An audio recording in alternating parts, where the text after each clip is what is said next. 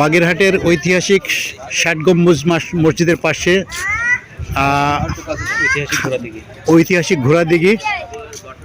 দিল্লির সুলতান নাসিরউদ্দিন মাহমুদের সময়ে খান জাহান আলী এই এলাকাতে যে একটা রাজত্ব বা একটা খেলাফত তৈরি করেছিলেন, সেই খেলাফত উনি পরিচালনা করতেন। এই যে বিশিষ্ট ৬০ গম্বুজ মসজিদ, এটা ছিল তার বৈঠকখানা। এবং এই মসজিদের পাশেই ওই সময় প্রজাদের জন্য মিষ্টি পানির ব্যবস্থা করার জন্যই আসলে এই বিশাল দিঘিটি উনি খনন করেছিলেন। ঐতিহাসিকভাবে কথিত আছে যে এই দিঘিটি দীর্ঘ সময় খনন করার পরও এই দিঘিতে পানি আসছিল না। তারপর এক পর্যায়ে উনি যখন ঘোড়া নিয়ে এই দিঘিতে নেমে পড়লেন এবং দিঘির মাঝখানে যখন উনি ঘোড়া নিয়ে গেলেন, তখন এটা পানি আসতে শুরু করলো। এবং এই ঘোড়াতে করে উনি দিঘি পার হওয়ার পরপরই এই দিঘিটা আসলে পানিতে পরিপূর্ণ হয়ে গিয়েছিল। এরকম একটা মিথ বলি আর যাই বলি, এরকম একটা বিষয় প্রচলিত আছে। এবং দিঘির পার ঘেঁষে আপনার ছোট ছোট বসার জন্য সুন্দর আপনারা দেখা যাচ্ছে ওইদিকে শান্তি নীরের মতো সুন্দর করে আপনার কটেজ তৈরি করা আছে দিঘিটার চারিদিকে। এবং অনেকটা আপনার কুমিল্লার ওইদিকে যে রামসাগর বা সাগরগুলো আছে, তার সাথে আয়তনের দিক থেকেও কিন্তু অনেক বিশাল এই দিকে। মানে এটার আয়তনের দিক থেকে যদি বলি বা সৌন্দর্যের দিক থেকেও বলি, তাহলে আমার মনে হয় যে বাংলাদেশের যে দিঘিগুলো আছে সেই দিঘিগুলোর মধ্যে এই দিঘির সৌন্দর্যটা আসলে ছাড়িয়ে যায়। এবং এই বাগেরহাটে যারা বিভিন্ন প্রত্ন নিদর্শন দেখতে আসেন, কিংবা যারা ঘোরাঘুরি করতে আসেন, কিংবা যারা বেড়াতে আসেন, তাদের একটা অন্যতম আকর্ষণের জায়গা হচ্ছে এই ঘোড়াদিঘির ঘাট।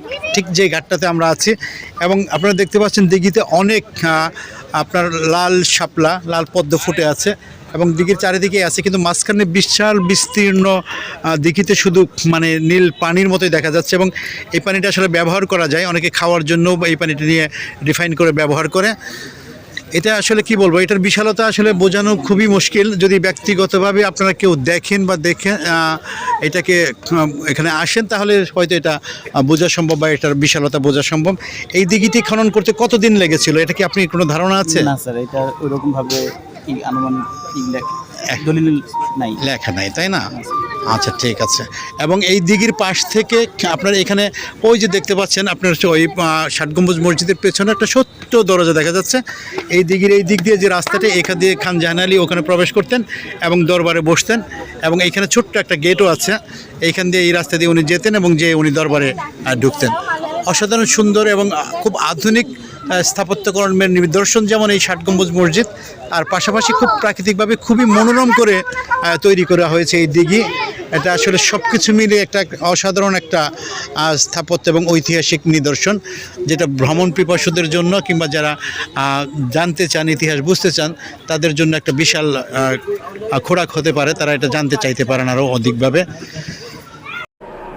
এখানে গম্বুজ তো আসলে ৬০টা না, গম্বুজ তো ৬০টা না, গম্বুজ তো ৮১টা। তাহলে ৬০ গম্বুজ মসজিদ কেন বলছি আমরা?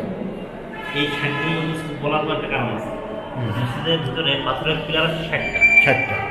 সেই পাথরের পিলারকে তখন ফার্সি ভাষায় বলতো খাম্বা। এখন যেমন আমরা বলে থাকি খাম্বা মানে করি না, কিন্তু যে খাম্বা বলে থাকি, তখন বলতো ৬০ খাম্বাজ বলতো। অর্থাৎ এই ৬০টা খাম্বার উপরে মসজিদ দাঁড়ানো আছে। ৬০ খাম্বাজ বলতে বলতে শব্দটা বিকশিত হয়ে ৬০ গম্বুজের রূপান্তরিত হয়ে যায়। খাম্বাটা গম্বুজের হয়ে যায়। আরেকটা জিনিস হচ্ছে, এটা তো আসলে মসজিদও ছিল না, এটা ছিল তার আসলে এটার ভিতরে বসে তো উনি সব কিছু করতেন। এই যে মসজিদের যে কেন্দ্রীয় যে গম্বুজ, মানে মিডিল যে গম্বুজ, এটা ৭টা। এই ৭টা হচ্ছে চৌচালা স্টাইলের, বাকি সবগুলো গোলাকার। এই চৌচালা রীতি হচ্ছে আমাদের বাংলাদেশের আদিবাসী বাড়ি ঘরে, যেমন আমাদের বাপ দাদারা যখন বাড়ি করতো তখন কি চৌচালা সনের এবং কুড়ে ঘর তৈরি করতো। এই হচ্ছে কুড়ে ঘর স্টাইল, মানে এই হাট শেপ কুড়ে ঘর স্টাইল হচ্ছে আমাদের ৭টা। তখন বলতো ৭ গম্বুজ, 7। তো এই ৭ গম্বুজ বলতে বলতে এটাও সাথে সাথে ৬০ মিলে গেছে। আর যেহেতু উপরের গম্বুজগুলো আসলে গণনা করা ডিফিকাল্ট না, এরকম কি না, আমি বলছি যে বাইরে থেকে যারা দেখে। তারপরে আমার কাছে এই মসজিদের সম্পূর্ণ গম্বুজটা ছাদ দ্বারা আবৃত, সম্পূর্ণ ছাদই গম্বুজ দ্বারা তৈরি। এই জন্য বলতো ৭ গম্বুজ। আচ্ছা, তাহলে ৭ গম্বুজ, ৭ গম্বুজ আর ৬০ খাম্বা, এই তিনটা শব্দ একীভূত হয়ে ৬০ গম্বুজের রাউন্ড। বাহ। কিন্তু আপনার এক লাইন আছে 11টা, হুম। অপর দিকে আছে 7টা, 7 11 77, 77 আর হচ্ছে 4 4টা 81 টাকা।